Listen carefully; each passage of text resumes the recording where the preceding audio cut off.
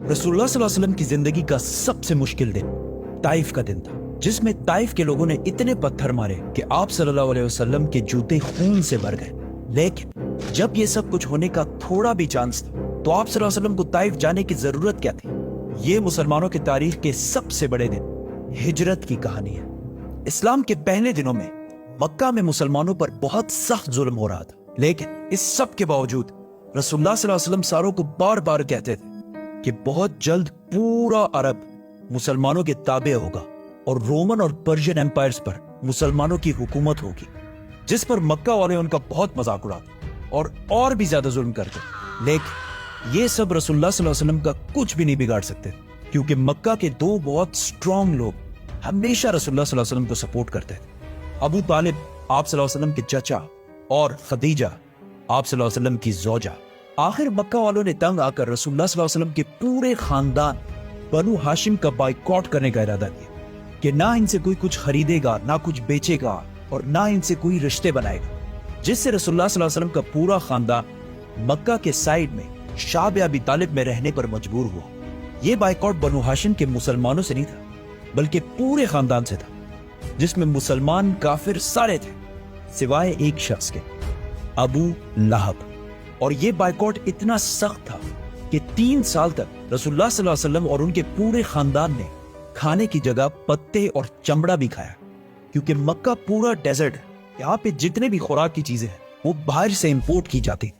और जैसे ही कोई काफिला मक्का पहुंचता था, मक्का के सारे बाकी कबीले पूरा खुराक का सामान खरीद लेते थे और फिर बनु हाशिम को उसमें से एक चीज भी लेने नहीं देते थे। आखिर मक्का वालों ने यह बाइकॉट खत्म कर दिया, लेकिन इसकी वजह से आप सल्लल्लाहु अलैहि वसल्लम के दो सबसे बड़े सपोर्टर्स अबू तालिब और खदीजा रज़ियल्लाहु ताला अन्हा दुनिया से चल बसे।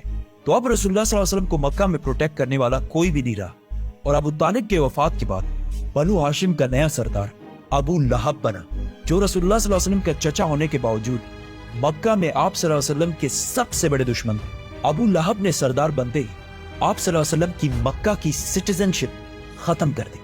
तो अब रसूलुल्लाह सल्लल्लाहु अलैहि वसल्लम मक्का में बिल्कुल भी सेफ नहीं रहे। लेकिन अल्लाह की तरफ से वही हुक्म था कि इस्लाम को हर तरफ फैलाना है, और कुरान में भी बार बार आप सल्लल्लाहु अलैहि वसल्लम को मूसा अलैहिस्सलाम और इब्राहीम अलैहिस्सलाम के स्टोरीज से मोटिवेट किया जा रहा था। आखिर नबूवत के 10 साल बाद आप सल्लल्लाहु अलैहि वसल्लम ने डिसाइड किया कि वो अब मक्का से बाहर जाकर इस्लाम की दावत देंगे, और ज़ैद बिन हारिसा के साथ ऑलमोस्ट 100 किलोमीटर का रास्ता बिल्कुल पैदल तय किया।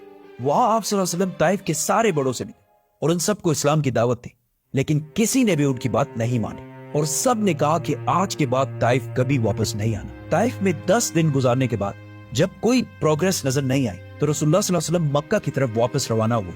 तो रास्ते में ताइफ के लोगों ने उनका मजाक उड़ाना शुरू किया, और आहिस्ता आहिस्ता वहां के बच्चे आप सल्लल्लाहु अलैहि वसल्लम को पत्थरों से मारने लगे। ज़ैद रज़ियल्लाहु ताला अन्हु ने आप सल्लल्लाहु अलैहि वसल्लम को बचाने की बहुत कोशिश की, लेकिन उन्होंने इतने पत्थर मारे कि आप सल्लल्लाहु अलैहि वसल्लम के जूते खून से भर गए। वहां से निकलकर आप सल्लल्लाहु अलैहि वसल्लम आखिर एक बाग में पहुंचे, जो मक्का के एक शख्स का था, और ये देखकर ताइफ वालों ने आखिर उनका पीछा छोड़ दिया। ये गार्डन मक्का में आप सल्लल्लाहु अलैहि वसल्लम के सबसे बड़े दुश्मन उतबा और शेबा का था, लेकिन उन्हें भी आप सल्लल्लाहु अलैहि वसल्लम के जिस्म को खून से भरा हुआ देखकर तरस आया, तो उन्होंने अपने क्रिश्चियन गुलाम से इनकी तरफ कुछ अंगूर भिजवाए। यहाँ आप सल्लल्लाहु अलैहि वसल्लम एक दरख्त के नीचे बैठे और अल्लाह से दुआ की कि आपने मुझे कैसे जालिम लोगों के हवाले किया, लेकिन जब तक आप मुझसे राजी हैं, मुझे किसी की परवाह नहीं। या इफ वी थिंक अबाउट, अल्लाह को तो फ्यूचर पास्ट सबका पता होता है, तो अल्लाह आप सल्लल्लाहु अलैहि वसल्लम को ताइफ जाने से पहले रोक भी सकते थे, लेकिन आप सल्लल्लाहु अलैहि वसल्लम को अल्लाह ने नहीं रोका, ताकि आने वाले हजारों साल तक पूरी दुनिया आप सल्लल्लाहु अलैहि वसल्लम के सब्र और डेडिकेशन को देख सके। और आज तक रसूलुल्लाह सल्लल्लाहु अलैहि वसल्लम की जिंदगी में ताइफ के वाक़े की सबसे बड़ी इंपॉर्टेंस है। जैसे ही वो गुलाम रसूलुल्लाह सल्लल्लाहु अलैहि वसल्लम के पास आया, तो आप सल्लल्लाहु अलैहि वसल्लम अपने सारे गम भुलाकर उसे भी इस्लाम की दावत दी, और उससे पूछा कि तुम कहां से हो? तो उसने कहा मैं नैनवा से हूं। रसूलुल्लाह सल्लल्लाहु अलैहि वसल्लम ने उस गुलाम से कहा, अच्छा तो तुम मेरे भाई यूनुस अलैहिस्सलाम के शहर से, वो भी नबी थे और मैं भी नबी हूं। ये सुनकर उस गुलाम ने रसूलुल्लाह सल्लल्लाहु अलैहि वसल्लम के हाथों को छूमा और इस्लाम कबूल कर लिया। इस सब से दूर खड़े उतबा और शेबा ने यह सब कुछ देखा और कहा, लो हमारा ये गुलाम भी गया। वहां से आप सल्लल्लाहु अलैहि वसल्लम रवाना हुए, तो वहां जिब्राइल अलैहिस्सलाम पहाड़ों के फरिश्ते को लेकर हाजिर हुए اور کہا کہ اگر آپ حکم دیں تو ہم ان سب کو پہاڑوں کے درمیان پیس کر رکھتے. لیکن آپ صلی اللہ علیہ وسلم نے کہا کہ نہیں, ان کی اولاد میں سے ضرور کوئی مسلمان ہوگا. اور آپ صلی اللہ علیہ وسلم نے اتنے سخت ظلم کے بعد بھی ان سب کو معاف کر دیا. مکہ واپس آتے ہوئے آپ صلی اللہ علیہ وسلم نے راستے میں جنوں کے ایک گروپ کو بھی اسلام کی دعوت دی اور انہوں نے بھی اسلام قبول کر لیا. جیسے ہی آپ صلی اللہ علیہ وسلم مکہ کے قریب پہنچے تو انہیں پتا تھا کہ اب وہ مکہ کے سٹیزن نہیں رہے, تو انہوں نے مکہ کے کچھ لوگوں سے مکہ کے اندر رہنے کے لیے پناہ مانگنے کی کوشش کی, جس طرح آج کسی دوسرے ملک کا ویزا مانگتے ہیں. پہلے 2 لوگوں نے پناہ دینے سے انکار کر دیا, لیکن تیسرے مطعم بن عدی نے رسول اللہ صلی اللہ علیہ وسلم کو پناہ دی. طائف کے اتنے برے ایکسپیرینس کے بعد بھی رسول اللہ صلی اللہ علیہ وسلم کو کوئی فرق نہیں پڑا اور انہوں نے اسلام پھیلانے کا کام جاری رکھا. ہر سال پورے عرب سے ہزاروں لوگ مکہ حج کرنے کے لیے آتے تھے, تو رسول اللہ صلی اللہ علیہ وسلم صرف رات کے اندھیرے میں ان کے کیمپس میں جاتے اور انہیں اسلام کی دعوت دیتے. لیکن اس سب سے بھی بہت کم لوگ اسلام کی طرف آتے, کیونکہ جب بھی آپ صلی اللہ علیہ وسلم اسلام کی دعوت دیتے تو ابو لہب, آپ صلی اللہ علیہ وسلم کے چچا, ان کے پیچھے پیچھے جاتے اور سب سے کہتے کہ ان کی بات نہ مانو. طائف کے اگلے سال جب رسول اللہ صلی اللہ علیہ وسلم ان کیمپس میں گئے تو وہاں مدینہ کے 6 لوگوں سے ملاقات ہوئی. جیسے ہی آپ صلی اللہ علیہ وسلم نے انہیں اسلام کی دعوت دی تو انہوں نے آپس میں کہا کہ کیا یہ وہی پیغمبر تو نہیں ہے جس کے بارے میں یہودی ہمیں بہت سالوں سے کہہ رہے ہیں. اب یہ کسی کو پتا نہیں تھا, پچھلے 1000 سال سے اللہ یہودیوں کے ذریعے مدینہ والوں کے دماغوں کو ٹرین کر رہا تھا کہ بہت جلد مدینہ میں ایک پیغمبر آنے والے ہیں.